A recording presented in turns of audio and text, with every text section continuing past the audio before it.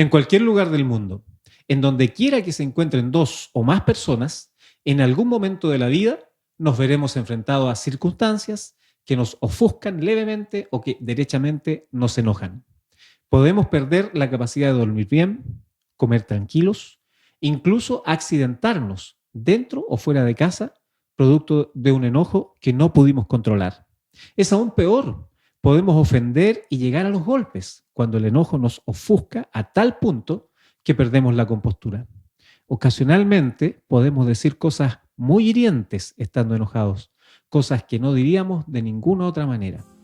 El matrimonio no es la excepción y quizás sea esta institución la que más enojos alberga.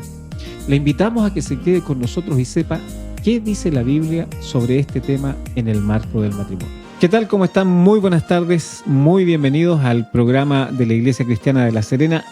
¿Qué dice la Biblia? La respuesta de Dios a un mundo en crisis. Y en estos programas hemos estado conversando acerca del matrimonio, cómo se configuró el matrimonio y los distintos conflictos que el matrimonio enfrenta. Hoy día vamos a tocar un tema que es más o menos delicado, pero antes de eso vamos a saludar a nuestros panelistas como cada día, cada programa. Pastor de la iglesia, hermano Carlos Flores. Un saludo a todos nuestros auditores. Y anciano de la iglesia, hermano Andrés Bodini. Saludos a todos los que nos escuchan. Bien, esperamos que estos programas hayan ayudado de alguna manera a quienes están enfrentando los conflictos que hemos tocado. Y hoy día vamos a hablar de algo que es delicado, es como difícil de solucionar. Pero antes de eso, ¿podríamos hacer un resumen de lo que hemos conversado en los programas?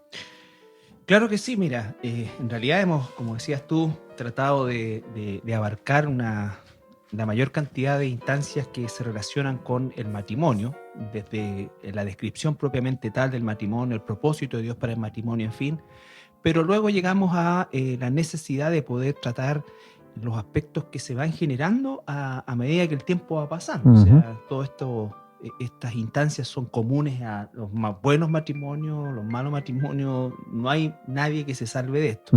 Por lo tanto, el propósito es un poco que nuestros auditores puedan tomar las directrices bíblicas para tanto aquellos que profesan nuestra fe como aquellos que no, de manera tal que a pesar de eso sigue siendo la mejor pauta, el mejor camino para hacer. Sí, sin duda. ¿Ya? Y entre los temas, por supuesto, vimos el manejo del dinero, en fin, en general, ¿no es cierto? Los niños desde el punto de vista de la crianza, entendiendo la bendición que significan a la familia. También vimos algo relacionado con el alcohol como representante insigne de los vicios que pueden existir. Ya no solo el alcohol, sino el alcohol y todo lo que te produzca dependencia. Lo que produzca dependencia en general. Pero bueno, recordábamos también, y hace poco, un par de días atrás, las noticias volvían a reiterar el hecho de que desgraciadamente el consumo, Chile es número 1 a nivel latinoamericano en consumo de alcohol en los jóvenes adolescentes, y de droga y de otro tipo de estupefacientes, lo que hace que efectivamente nuestra sociedad esté permeada por este problema. Con todos los problemas que eso genera. Con todos los problemas que existen, ¿no es cierto? De ahí, pienso yo, se derivan, por ejemplo, muchos de estos aspectos como los celos, el enojo, en fin, todo lo que eso implica, y también alcanzamos a ver algo relacionado con lo que es la familia extendida. Sobre todo, el programa pasado vimos la relación con los suegros, ¿ya? Situación que también se hace difícil, complicada, sobre todo cuando de alguna manera los suegros intervienen más allá de lo aconsejable en la vida matrimonial. Así que más o menos eso es lo que hemos estado viendo, y hoy día, bueno, vamos a tratar un tema, como tú dijiste, bastante desgraciadamente común. Me enoja pensarlo. Sí, así es. ¿Ya? Oye, bueno, ¿qué vamos a ver? Pues entremos al tiro en materia. ¿Qué es el tema que vamos a ver hoy día? El tema que vamos a ver hoy día tiene que ver con el enojo o la ira. Son palabras que suelen aparecer en la Biblia como la ira, airarse, airaos, dice, ¿cierto? Pero más comúnmente se le conoce como el enojo. Y cómo este enojo puede afectar el matrimonio. Entonces la pregunta necesaria, que salta pero espontánea, ¿es pecado enojarse? Bueno, tal como dice Andrés, lo que estamos tratando es básicamente cuando el carácter de uno de los cónyuges es tendiente o prima el tema del enojo, ¿ya? Obviamente el enojo es parte de las emociones naturales y normales de un ser humano. Todos las vivimos. Todos los vivimos, ¿no es cierto? De hecho, hay muchas cosas que nos producen enojo, pero el tema es cuando nosotros estamos, bueno, quizás para los auditores más antiguos se acordarán de este personaje Elmer Gruñón, ¿no es cierto? Que era este peladito que todo el día, claro, todo era un enojo. Entonces, imagínense lo que significa vivir, compartir la vida con alguien de esas características, ¿ya? Hablemos desde el punto de vista de una persona gruñona. El enojo puede rápidamente pasar a la agresividad y bueno, y todo lo que eso significa. Un carácter irascible. Exacto. Y esa es la palabra. Ahora, respondiendo a tu pregunta, no es pecado enojarse. De hecho, la Biblia lo dice. Pero obviamente, si nosotros permitimos que el enojo comience a gobernar mi carácter y mi relación con mi cónyuge, obviamente que ahí ya pasamos a pecar. Pero digamos, básicamente entonces, si yo me enojo no estoy pecando. Lo que ocurre después del enojo no lo que necesariamente. Puede... No necesariamente es pecado. Entonces, ese es el tema. En el caso de Dios, por ejemplo, veamos Dios. Salmo capítulo 7, versículo 11, dice: Dios es juez justo y Dios está airado contra el impío todos los días. Espérate un poquito, Andrés. Aquí me salta una duda tremenda. Todos nosotros, quienes nos están escuchando, quienes estamos en una iglesia, incluso quienes no les interesa, pero para nada la vida religiosa, por decirlo de alguna manera, entienden y entendemos que Dios es amor. ¿Cómo es esto que acabas de leer tú? Bueno, Dios es amor. Esto tiene que ver con las propiedades de Dios. ¿Cuáles son las características de Dios? Los atributos de Dios normalmente se conoce esto. Uh-huh. Y si uno los estudia, y me acuerdo que una vez en la iglesia aquí con Carlos, ¿cierto? Se hizo una serie que se llamaba así, tal cual, Los atributos de Dios. Uno ve que Dios es amor, pero también Dios es justicia. Y como todo juez justo, va a aplicar una pena justa, pero es una pena al fin y al cabo. Y en este caso estamos hablando del pecado, porque aquí dice que Dios está airado contra el impío. Son aquellas personas que pecan permanentemente, personas que no creen, no rechazan a Dios. Dice que Dios está airado con ellos todos los días, dice. Y eso va un poco en contra de este concepto popular de que Dios aborrece el pecado, pero ama al pecador. Sin el ánimo de desviar el tenor del programa, pero me parece interesante ahondar un poco en esto. O sea, porque tú acabas de decir que Dios ama, pero aborrece al pecador. Entonces, ¿Dios no ama a los cristianos o los cristianos ya dejaron de pecar, por eso Dios los ama? Dios ama a sus hijos. Ese es el tema. Dios ama. ¿Pero sus hijos no son pecadores? Sus hijos son pecadores. Sí, son pecadores, pero no practican el pecado. Y han sido también perdonados por parte de la gracia de Dios. Han recibido, ¿no es cierto?, la gracia del perdón de Dios. Y obviamente continuamos nosotros en una condición de pecadores, pero luchando contra ese pecado. O sea, podríamos definir entonces o hacer una separación entre el mundo de los pecadores. Si bien todos somos pecadores, hay pecadores que están en un proceso de arrepentimiento y pecadores que no les interesa un bledo como vida. Absolutamente. Ahora, esto es para cerrar un poco este tema que es muy importante. Como decía Andrés, ¿no es cierto? Existe un concepto cultural de que Dios es solamente amor. Claro. ¿Ya? Las deja pasar todas. Claro, y por eso es que mucha gente, entre comillas, se decepciona de Dios porque piensa que si Dios es amor no debiera pasarle tal o cual cosa. Uh-huh. Y la verdad es que eso no es así. Ahora, un Dios perfecto, para amar perfectamente, debe odiar con la misma perfección el pecado. ¿Ya? Entonces, no se produce en Dios una sombra de duda al respecto. O sea, tanto como es perfectamente amor, también es perfectamente odio o aborrecimiento hacia el mal. Y ¿Ya? el ser humano tiene eso dentro de su naturaleza. Es decir, nosotros, dado que hemos sido creados a imagen y semejanza de Dios, todo ser humano tiene un sentido de la justicia. Ujú. Incluso me ha tocado de repente conversar con personas que se declaran ateas y cuando ven estos crímenes horribles que aparecen a veces en la prensa, ¿te fijas? Les sale pero por los poros, oye, estas personas deberían estar, pero no sé, Muy muerta. quemándose en el infierno, dicen. Y son ateos. Y son ateos, ¿te Ah. fijas tú? ¿En qué sentido? De que tiene que haber una justicia. O sea, Sí. no puede ser de que esta persona que hizo tal mal y que lo volvió a hacer y que repetidamente y que aquí y allá, y cómo se la va a llevar pelada en el fondo, Ujú. ¿te fijas tú? Y eso es algo, no es casualidad. Nosotros somos criaturas hechas por Dios, hemos sido creados a su imagen y semejanza, y esa búsqueda de la justicia, seamos o no cristianos, porque eso es una cosa inherente, somos todos creación de Dios, pero no todos hijos de Dios, pero toda creación de Dios, creación humana, va a sentir esa necesidad de justicia, de que se haga justicia. Y Dios nos dice repetidamente en su palabra de que Él va a ejercer la justicia. Y nos llama a nosotros a que no hagamos la justicia por nuestra propia mano, que no nos venguemos, ¿cierto? Dice que debemos dejar eso. Él va a cobrar la a él. venganza. Ujú. Él sabrá, Él es justo. ¿Por qué? Porque nuestra venganza es imperfecta, nuestra venganza es pecaminosa. Su justicia es perfecta. Muy bien, entonces a nuestros auditores, yo creo que es un buen punto y era bueno aclararlo. A nuestros auditores, Dios efectivamente es amor. Si usted cree que Dios es amor, sí, tiene toda la razón, la Biblia lo dice. Pero a contar de hoy también entienda que Dios también está enojado todos los días. O sea, hay una actitud de ira, de enojo contra los pecadores permanentemente.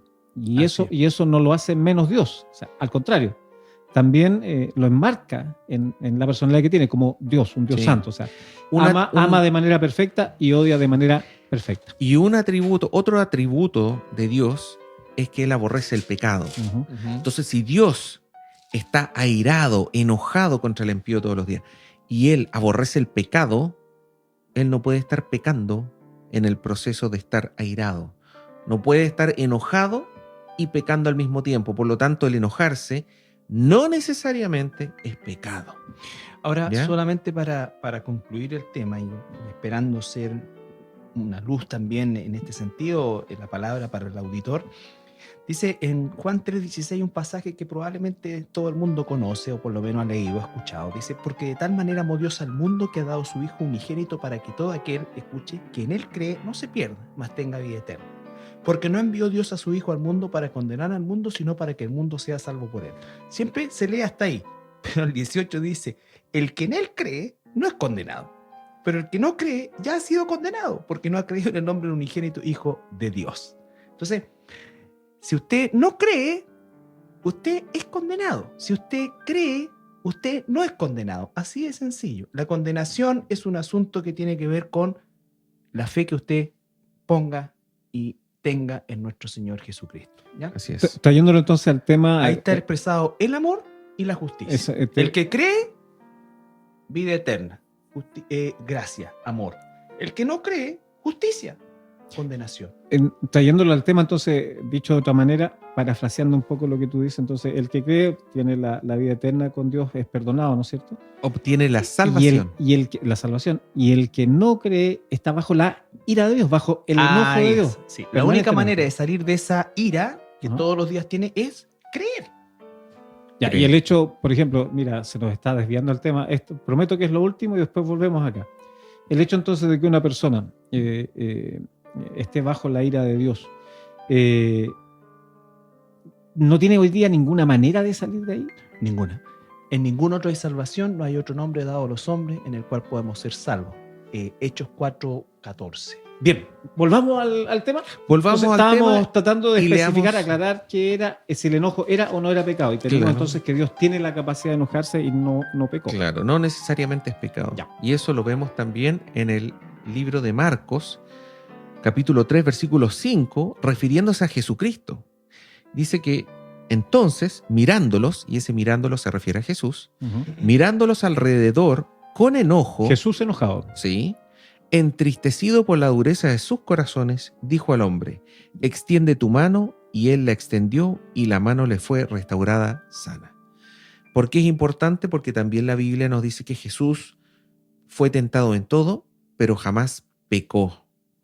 Y acá nos está diciendo que estaba mirando con enojo. Nosotros también hemos leído en otras partes donde Jesucristo mismo limpió o purificó el templo, y lo Sí. hizo de una manera que uno puede considerar violenta, con enojo claramente, pero no es pecado. Claro, porque ahí también es importante ver qué es lo que enojó a Jesús.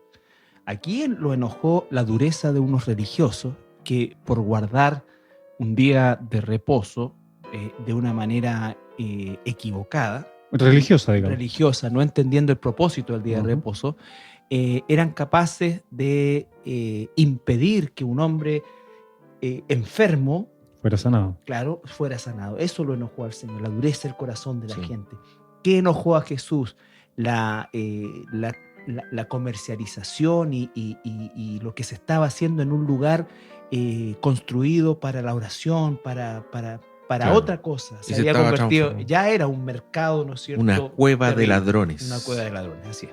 Bueno, ¿qué es lo que pasa con la iglesia? En el Nuevo Testamento, en Efesios capítulo 4, versículo 26. Antes, disculpa, ¿Mm? perdón que te interrumpa, antes que lo leas. ¿Sí? También es otro mito. Cuando tú dices qué es lo que pasa con la iglesia, ¿te refieres a la iglesia católica, a la iglesia evangélica, a la iglesia mormona? ¿A quién te refieres?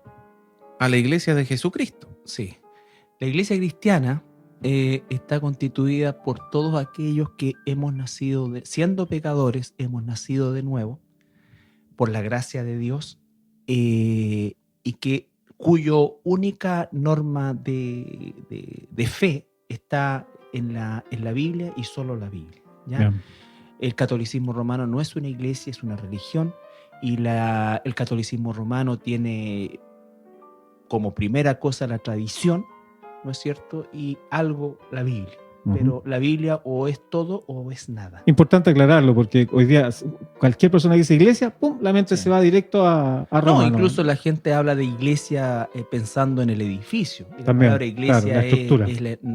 es el cuerpo, es la gente. Las personas que la persona componen. que la componen. Son las personas, pero no cualquier persona, sino, como decía Carlito, aquellas personas que cumplen con los requisitos que mencionó Carlito, aquellas personas que han entregado su vida a Cristo, que conocen la Biblia, comprenden lo que dice la Biblia, sobre todo creen lo que dice la Biblia, y como creen de verdad, lo cumplen, Lo hacen. la cumplen. Y han pasado hacen. por el proceso de arrepentimiento. Es un arrepentimiento pero sincero, que es claramente evidente a través del fruto del Espíritu que aparece en Gálatas 5, 22 y 23. Cambios absolutos en la forma de pensar y de vivir de esas personas. Muy bien, avancemos. Avancemos en Efesios. Iba a leer Efesios. Efesios, sí, gracias, Sí. Carlito. 4:26. 4:26, ¿qué es lo que dice? Airaos, pero no pequéis. No se ponga el sol sobre vuestro enojo. Ya. Entonces, aquí se está permitiendo, esta es una carta del apóstol Pablo, a que la hermandad, la iglesia, ¿cierto?, pueda enojarse o airarse, como dice acá, pero, y este es un gran pero, no deben pecar al hacerlo. Uno puede enojarse sin pecar, o uno puede enojarse y pecar. ¿Y cómo peco? Peco insultando a la otra persona, garabateando a la otra persona, mofándose de la otra persona. No sé, hay una variedad de formas, digamos, donde ya paso de un enojo a realmente algo que va a dañar a mi prójimo. Si vamos al contexto del matrimonio, entonces lo que tú dices, esta reacción producida por el enojo puede incluso llevar a un matrimonio a disolverse. Claro, lo que pasa es que inevitablemente van a ocurrir situaciones y diferencias donde nosotros nos vamos a enojar, Ujú. ¿ya? Y se van a enojar con nosotros también, porque obviamente no somos perfectos, esa es una realidad universal. El tema es que el no transformar ese enojo, que puede ser un enojo diríamos nosotros, fundado, ¿no es cierto?, se transforma en pecado cuando a partir de ese enojo yo tomo una actitud de juicio y una actitud condenatoria sobre mi cónyuge, ya que estamos específicamente hablando de eso. Y comenzamos a usar palabras como tú siempre, tú nunca, ¿no es cierto? Y que tampoco es así. Pero debemos tener cuidado de eso. Por eso dice que, y lo hablamos tiempo atrás, el asunto de la comunicación, que es fundamental. Porque en la medida que nos comunicamos, nosotros podemos tratar las diferencias, aun cuando en algún momento determinado podamos tener un enojo por querer establecer una posición que nos parece correcta, pero el tema de llegar al pecado es cuando empieza la descalificación, cuando empieza, ¿no es cierto?, el insulto, cuando empieza cualquier cosa que en definitiva esté fuera del marco, que vaya incluso más allá de lo que es el punto de conflicto en cuestión. Y desgraciadamente puede llegar, y no es raro llegar, ¿no es cierto?, a finalmente agredir físicamente al cónyuge o verbalmente, y en casos extremos, ¿no es cierto?, a quitarle la vida. Entonces son cosas que tú dices, realmente, ¿cómo es que esto puede llegar a ocurrir? Esto es una escalada, ¿no es cierto? Entonces esa escalada es a la que la Biblia llama pecado, ¿ya? Bien, entonces vamos a ir a la pausa, pero solo para dejar bien sentado lo que hemos conversado hasta aquí. Entonces, en el marco del matrimonio, cuando hablamos del enojo, entendemos que Dios también se enoja, pero es un enojo santo, está bien hecho, y en el caso del matrimonio podemos enojarnos, no estamos cayendo en pecado al enojarnos, dependiendo de ciertas circunstancias. El problema es cómo reaccionamos. Vamos a ir a una pausa y volvemos entonces con lo que estamos conversando.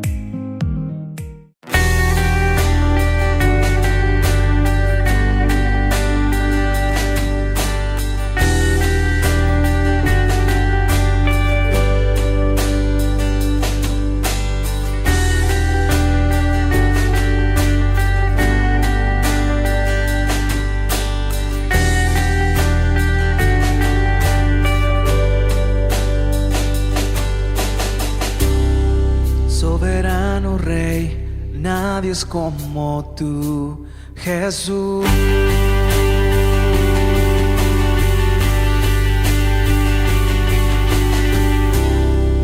Único Señor, nunca fallarás a tu amor. Mi Dios,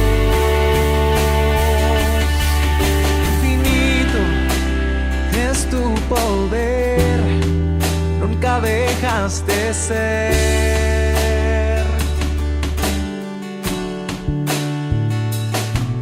Tu palabra es la verdad, nunca variará. Y por siempre serás el mismo Señor. Por siempre serás el mismo Señor. Tu poder y verdad nunca cambiarán, y por los siglos te alabarán.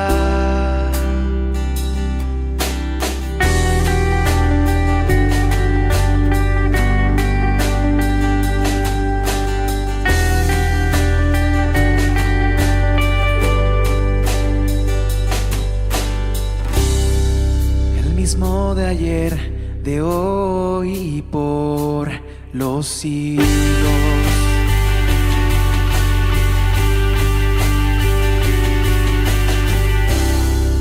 Insondable es tu fidelidad con tus hijos. Mi Dios,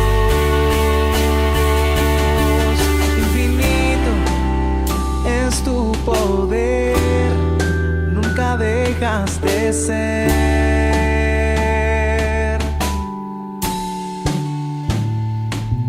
Tu palabra es la verdad, nunca variará. Y por siempre serás el mismo Señor.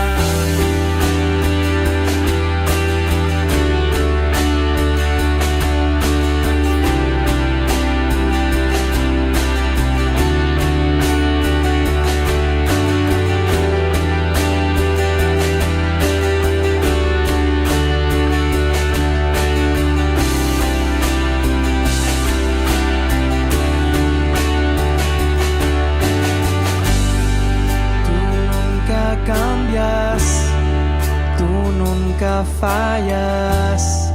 Mi Dios eres tú, mi Dios eres tú. Tú nunca cambias, tú nunca fallas. Mi Dios eres tú, mi Dios eres tú. Tú nunca cambias, tú nunca fallas.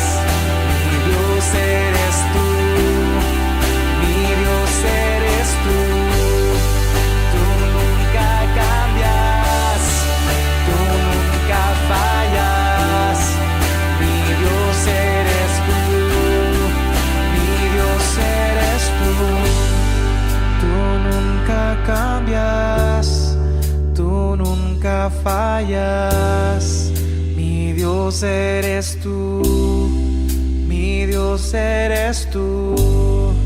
Tú nunca cambias, tú nunca fallas. Mi Dios eres tú.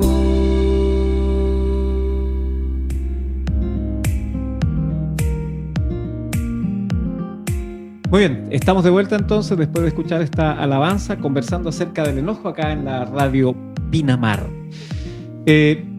Pregunta, ya hablamos de cómo Dios puede enojarse, también mostramos el enojo de Cristo y nosotros, algún ejemplo, alguna forma en que nosotros podemos también caer en un enojo que no corresponde.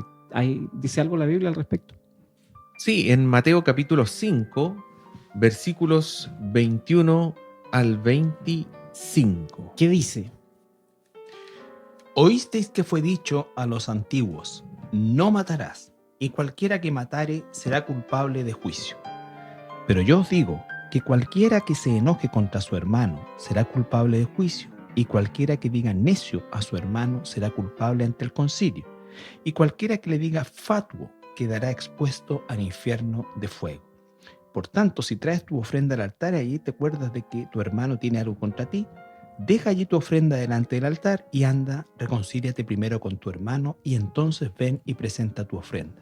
Ponte de acuerdo con tu adversario pronto, entre tanto que estás con él en el camino, no sea que el adversario te entregue al juez, el juez al alguacil y el alguacil y seas echado en la cárcel. De cierto te digo que no saldrás de allí hasta que pagues el último cuadrante. Oye, qué fuerte. Aquí Fuerte. tenemos entonces una manera de mal usar el enojo y hay dos palabras ahí medias complicadas. Una De es hecho, hay tres. tres. Hay tres, porque Veamos, a ver. la primera dice: cualquiera que se enoje contra su hermano será culpable de juicio. Ya. Pero esa palabra enoje es encolerizar. Sí.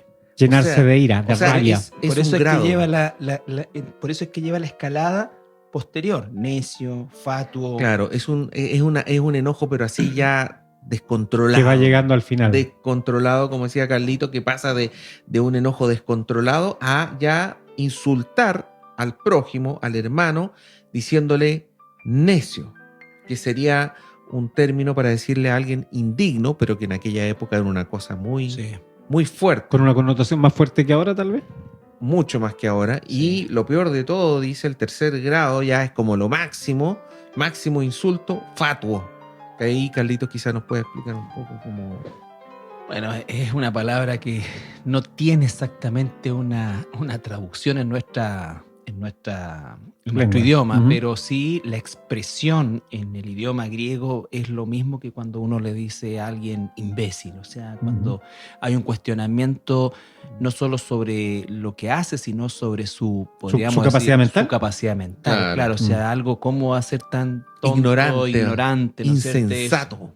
A eso se refiere. O sea, ese ya es el grado mayor, digamos. Claro, es un en- insulto mayor. por ejemplo, la esposa decirle a su esposo tonto es como algo terrible. O al revés. O al revés, claro. Es que eso es lo que pasa, porque en el fondo, cuando existen estas diferencias, y existen este tipo de calificativos o descalificativos, es cuando también la comunicación de alguna manera ya se ha dañado tiempo atrás, ¿no es cierto? Porque yo me imagino que nadie parte un matrimonio llamando tonta a su esposo. No. Se le dice cualquier cosa menos eso. Claro, entonces, ¿cómo es que va variando el lenguaje y la forma de expresarse? Es por justamente el tema de la comunicación, que es una comunicación que no ha ido escalando en lo positivo, sino que en lo negativo, ¿ya? Y llegamos a que muchas veces, con mucha facilidad, a veces hasta en forma irónica, se usan este tipo de descalificativos, ¿no es cierto?, hacia uno de los cónyuges, ¿ya? Ahora, Yo he escuchado a veces también de esposas que dicen, este es un tonto. Uh-huh. Entonces, ese tipo de cosas ya implica que, lo he escuchado con personas cercanas, o sea, que en el fondo es como algo que se usa como una mofa, pero Claro. ya es tal el daño de la hablaste comunicación. con el imbécil de mi marido. Claro, sí. Cosas Y esa terribles. cosa es así. Sí. ¿Ves? Entonces, Esas cosas surgen. surgen. Y está enquistado en el lenguaje habitual de los matrimonios. Y eso es o sea, cuando ya se empiezan a faltar el respeto de esa manera, es como, bueno, Mal. El final del mal, capítulo. O sea, mal, mal. aquí respondemos la pregunta que venía. La pregunta que venía es cuándo el pecado, cuándo el enojo puede transformarse en pecado. Y estamos respondiendo entonces Claro, Estamos esta respondiendo a eso. claro, está ya prácticamente instituido en la forma de lenguaje, ya sea de manera de mofarse, en una ira o en una forma encolerizada, pero ya se han traspasado límites necesarios de respeto, de consideración, de honra, en fin, en la comunicación. Fíjate que ahí hay un tema que no lo hemos tocado tanto últimamente, pero que tiene que ver con el lenguaje. ¿Ya? Hoy en día, en ámbitos no cristianos, pero incluso yo te diría en ámbitos cristianos, a veces uno ve Sí. personas que ocupan Sí. garabato. Sí. Y hay familias que tienen esa costumbre de tratarse con garabato, y cuando el niño, la niña chiquitita empieza a hablar y Sí. empieza a aprender garabato, Lo celebran. lo celebran, te fijas tú. Y esto es súper importante, porque esto no se trata de ser pacato o que uno es muy religioso, qué sé yo, sino que el tema de los garabatos está asociado directamente a lo que estamos hablando, que es el respeto. O sea, si yo quiero que mi relación, la relación con mi cónyuge, mi esposa, mi esposo, sea una buena relación, lo primero es el trato. El lenguaje. ¿Cómo ocupo el lenguaje? El trato, claro. Y dentro de eso el lenguaje. Y si yo trato a mi marido, si yo trato a mi esposa con garabatos, o sea, ya estamos mal. Partimos de una base súper mala. Aunque suene gracioso. Claro. Aunque suene gracioso. Y es grave. Es tan grave que, como leyó Carlito, Jesús le dice a aquella persona, le dice, por tanto, si traes tu ofrenda al altar, es decir, si tú vienes acá a pedir perdón, porque esa era la ofrenda para pedir perdón, estos palomitos, el sacrificio, o la ofrenda para dar dinero al altar, para poder, te fijas tú, dice ahí, deja ahí tu ofrenda delante del altar, anda y reconcíliate primero con tu hermano, y entonces ven y presenta tu ofrenda. Después dice, ponte de acuerdo con tu adversario pronto, ¿ya? Entonces Jesús nos está diciendo acá la urgencia. Y esto es algo que es vital. No posponer el arreglar estos problemas. Cuando un enojo llegó a este tipo de situaciones en que Claro. Sí, se ahora enoja. la situación del enojo también es importante saber que bien canalizada, como corresponde, puede y debe operar de manera constructiva, sobre todo a nivel del matrimonio.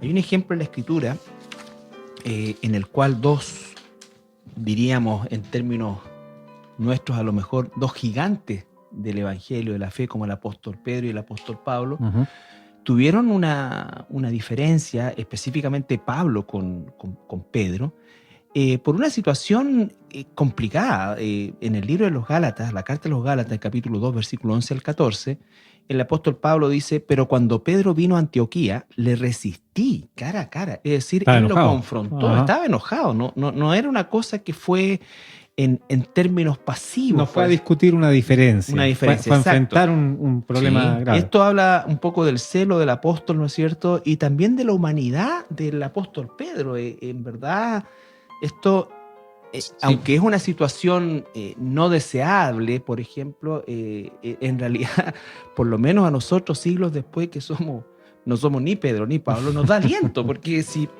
Pedro se pegó una resbalada así, no es que esto tampoco es una justificación, no, sino que No, simplemente no. muestra la humanidad. Exacto. Entonces, Sí. le resistí cara a cara porque era de condenar, pues antes que viniesen algunos de parte de Jacobo, comía con los gentiles, pero después que vinieron se retraía y se apartaba porque tenía miedo a lo de la circuncisión. Y en su simulación participaban también los otros judíos, de tal manera que aún Bernabé, otro hombre de O sea, Dios estaba muy haciendo importante, algo mal y lo seguían. y lo Un seguían, estandarte porque del lo está haciendo, cristianismo. si lo está haciendo Pedro, el apóstol, Sigámoslo, pues, como. claro. Ya. Entonces, fue también arrastrado por la hipocresía de ellos. Pero cuando vi que no andaban rectamente conforme a la verdad del Evangelio, dije a Pedro delante de todos, si tú siendo judío vives como los gentiles y no como judío, ¿por qué obligas a los gentiles a judaizar? Un poquito la explicación. ¿Lo dejó en vergüenza Sí, o no? claro. Sí, yo creo que hay que explicar esto porque yo me imagino que muchas de las personas que nos escuchan quizás no entienden a qué se refiere ¿A qué con se esto. refiere? Hay de que hacer que el contexto. se sentaba para comer. ¿Cómo Ya, es eso? Hagamos. Mira, aquí uno tiene que entrar a saber que en el tiempo en que está escrito el Nuevo Testamento existían dos grupos grandes de personas, Ujú. ¿ya? Los judíos y los gentiles. Para los judíos, porque esta nomenclatura de gentiles era de los judíos hacia los no Sí, judíos. Perdón, gentiles, cualquiera que no sea Cualquier judío. persona que no sea judía, ¿ya? Entonces, cuando el evangelio sale de la esfera de Jerusalén o de Judea, de la provincia de Judea, y se empieza a expandir hacia el mundo gentil, Ujú. ¿no es cierto? Obviamente, las costumbres culturales de la gente gentil eran muy distintas a las del judaísmo. Respecto a la religión, la economía, la agricultura, todo. Y, entre otras cosas, la alimentación. Ujú. Hasta el día de hoy los judíos ortodoxos no consumen cerdo, por Ujú. ejemplo, y otro tipo de alimentos que estaban proscritos en la ley. No saben lo que se pierde. No sabe lo que se pierde, claro. Entonces llega Pedro a un lugar, Galacia específicamente, y obviamente los gentiles lo invitan y le colocan su jamoncito, su Sí. chanchito, costillar. un costillarcito. Y Un Pedro, rico Cosa más costillar. rica. No Como existía esta- la salsa barbecue en esa época. No. ¿eh? Pero No. tiene, con pura sal queda Sí. rico. Ya, sigamos. como estaba Pedro en medio de puros gentiles, él comía y se chupaba hasta el huesito del costillar, ¿no es cierto? Pero cuando aparece el grupo de los judíos, Más propiamente ortodoxos. tal, que más- no comían que chancho. no comían chancho, él les tiene temor, ¿no es cierto? Y se retrae. Ajá. Y Pablo observa esto. Claro, y Y- no en vez de comer con ellos, comían aparte. Claro, en comía- otra mesa. Hasta con el día otra de hoy se llama alimentación. kosher, que es un tipo de comida especial Claro. que ellos preparan. Estamos hablando de los ortodoxos. Y no solamente Pedro. Claro, y eso también. O sea, Pedro es el que en definitiva da el ejemplo. El ejemplo. que la lleva, El digamos. que la lleva es el apóstol Pedro. Ajá. Ya hasta ese momento, la prominencia de Pedro dentro del contexto de la iglesia era gigante. O sea, el Ujú. apóstol Pedro, en los primeros, nos deja ver el libro de los Hechos, que los primeros 10 o 12 capítulos, Pedro el que la lleva, como diríamos, en todo sentido. Entonces, arrastra a otros hermanos, entre esos a Bernabé, que también Que era un también otro hombre de los baluartes. importante, Ajá. claro. Y Pablo ve esto, y es interesante lo de Pablo, porque Pablo era, antes de ser cristiano, uno de esos fariseos, Ujú. ¿no es cierto? Ultra ortodoxo. Ultra ortodoxo. Fariseo de fariseos. Fariseo de fariseos. Y él los encara, ¿no es cierto? Al parecer públicamente, para que no le quede a nadie lugar a duda. Sí. Y le dice, claro, ¿tú por qué entonces si cuando no están los judíos, estás con los gentiles, feliz de la vida, comes con ellos cerdo y cosas prohibidas, pero cuando llegan los judaizantes, lo que haces tú es retraerte y Judaizarse. obligar a los gentiles a que tomen una conducta Claro. O alimenticia sea, le dijo, kosher. eres Que- una que- chaucha de dos caras. Claro, Claro, lo enfrenta. lo enfrenta. Y ese es un enojo santo. Ese es un enojo correcto. Es un enojo Bien encaminado. que no Sí. tiene pecado.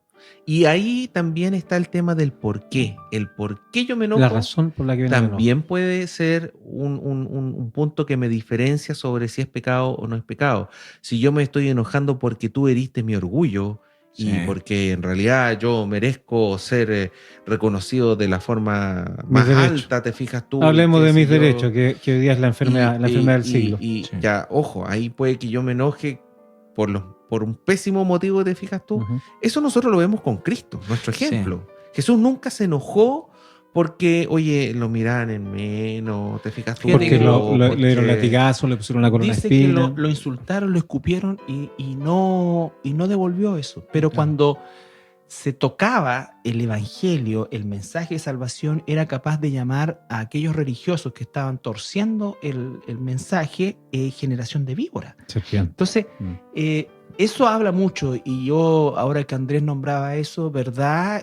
Creo que uno de los pecados más grandes que puedo cometer o podemos cometer en general los cristianos es justamente airarnos cuando nuestro orgullo es herido. ¿Y por qué? Porque tenemos un pensamiento demasiado gentilizado.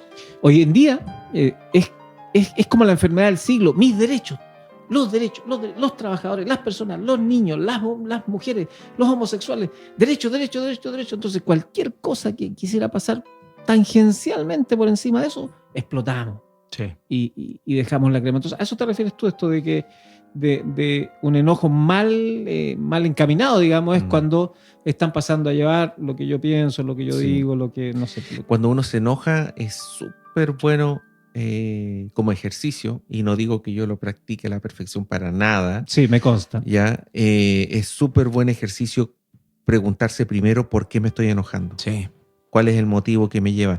Y si ese motivo es este tema de un daño a mi ego, a mi orgullo, porque yo debiera ser reconocido, etcétera, porque yo merezco, hay que tener cuidado. Bueno, como cristianos, la Claro. única alternativa que tenemos entonces sería recordar cómo Cristo Sí. no respondió como debiese haber o como hubiésemos respondido nosotros.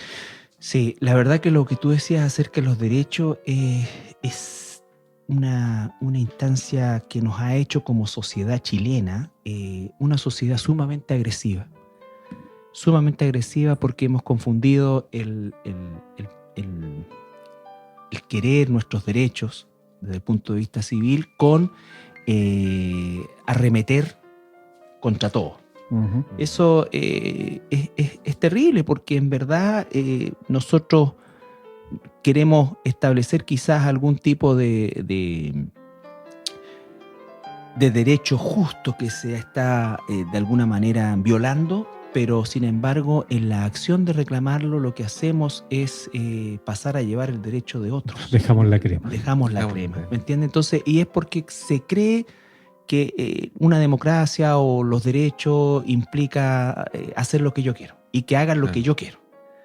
Y si ¿Ya? eso no se hace, queda la crema. Tratemos de hablar porque nos queda poco tiempo. Hablemos un poco de cómo lo enfrentamos, qué hacemos. ¿Cómo enfrentar y cómo resolver? Bueno, lo primero lo leímos con nuestro Señor Jesucristo. Ponte a cuenta, dice, ¿cierto? Pronto. Es decir, no evadir la situación, enfrentar la situación. En el libro de Cantares, Cantares. ¿cierto? Cantar de los cantares. Que habla sobre la relación entre un hombre y una mujer Ujú. y su amor. El capítulo 2, versículo 15, lo menciona mucho el pastor Tadeo, que es muy cortito, pero Es muy dice, amoroso el pastor. dice, casadnos Está las, muy enamorado. También. dice, casadnos las zorras pequeñas que echan a perder las viñas porque nuestras viñas están en cierne. Y eso tiene que ver con este tipo de problemas, tropiezos, iras, enojos, cosas que de repente tenemos guardadas, que no las expresamos, ¿te fijas tú? Que se van acumulando y que por no resolverlas van aumentando y eventualmente queda la escoba, incluso puede llevar al divorcio, porque como decía Carlito, esto va increciendo, es decir, yo me molesté porque, no sé, un día mi marido me vio y le pregunté cómo me veía y me dijo que, no sé, Mal, pues, mijita. subiste, Le dijo la verdad. subiste un poquito de peso o algo por el estilo, ¿te fijas tú? Y quizá la esposa nunca lo expresó, no lo dijo, ¿te fijas tú? Pero lo guardó. Lo guardó, pero eso llevó a que más adelante ella se molestara por otra cosa y tuviera lo una sumó. discusión muy grande por eso, y así sucesivamente hasta llegar a un punto donde ya la relación llega a romperse. ¿te Seamos fijas tú? justos, también puede ser el hombre que El guardó, hombre. para que no se entienda que es un Sí. asunto femenino, también puede ser el hombre que guardó y después... O después, sea, sí, todo. de más. Para ambos Para lados, ambos lados, digamos. ajá. Pero el llamado de Jesús es a ponerte a cuenta pronto, dice. Pronto. Al tiro. Fíjate que hay otro pasaje en el Nuevo Testamento que complementa muy bien el que leíste en Cantares. Dice Efesios 4, 26, 27, lo leímos: airaos pero no pequéis. No se ponga el sol sobre vuestro enojo, lo que habla justamente de la rapidez con que debiera hacerse esto. Ni deis lugar al diablo. Eso es fundamental, porque el diablo dice que una de las acciones que más le agradan es poder dividir, Ujú. ¿ya? Dividir. Y si divide un matrimonio, es un tremendo Un, triunfo. un éxito. Un éxito. Ahora, Sí. ¿qué es lo que nos recomienda el Nuevo Testamento por medio del apóstol Pablo? Primera cosa, sino que siguiendo la verdad en amor. Siguiendo la verdad en amor. Entendemos el contexto de la verdad, la palabra de Dios, donde se encuentran todos los consejos que le hemos entregado acá. Ujú. Todo lo que nosotros hemos hablado a lo largo de todos estos programas tiene una base bíblica. Por lo tanto, implica que al buscar el apoyo de la palabra de Dios en la situación que estamos viviendo, encontramos este consejo. Primero, en amor. Segundo, crecer en todo aquel que es la cabeza, que es Cristo. ¿No es cierto? Tercero, ninguna palabra corrompida salga de vuestra boca. Fíjese, ¿cuál es el consejo? Ninguna palabra corrompida salga de vuestra boca. O sea, no solamente buscar solucionarlo y tratarlo pronto, sino que hacerlo de la manera correcta, porque quizás empezamos de nuevo y si no tenemos la actitud correcta del amor, que es lo primero que nombra, probablemente terminemos peleando igual o peor que el origen del conflicto, ¿no es cierto? Y nos dice, ninguna palabra corrompida salga de vuestra boca, sino que la que sea buena, fíjese, no solo no haga esto, sino que haga esto. Así de práctica es la palabra de Dios, sino la que sea buena para la necesaria edificación, a fin de dar gracia a los oyentes. El amor dice, yo no quiero ganarle a mi esposa, yo no quiero destruir a mi esposa, yo quiero edificar nuestra relación. Y para eso yo tengo que en realidad, o al revés, la esposa sobre el esposo, ¿no es cierto? Pero como sea, habla de esa actitud de edificación. Y cuando queremos edificar, ciertamente tenemos que tomar en cuenta cada uno de estos aspectos. No es una guerra, debemos buscar colocarnos del mismo lado y tratar desde la misma vereda el problema en cuestión. Interesante, siempre el amor va a cubrir multitud de pecados. siempre. Así es. Bien. Así es. Bueno, lamentablemente nos llegó la hora, digamos la hora de término del programa. se nos acaba el programa. Y necesitamos concluir.